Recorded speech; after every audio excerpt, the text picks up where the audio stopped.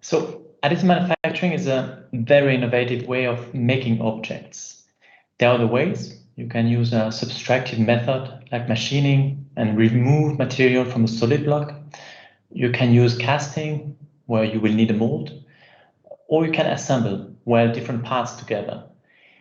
Additive manufacturing is different. It's using a digital model to form an object by adding material layer by layer. And there are different 3D printing technologies using different type of feedstocks, like powder or wire, or different type of materials like metal, polymer, ceramics, and also different energy sources, laser, electron beam, binder, and heat.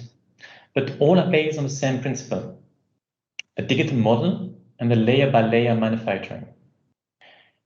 And there is one specific technology that is dominating the scene for the last 5 years, making 90% of the metal printers installation today.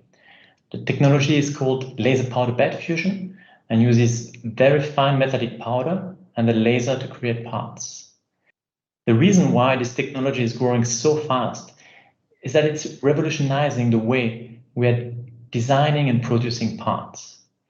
You can do designs that are impossible to do with other methods. The parts can be smarter, more efficient, lighter. There are some other advantages, for example, that you only use the material you need. You don't need any tools or molds.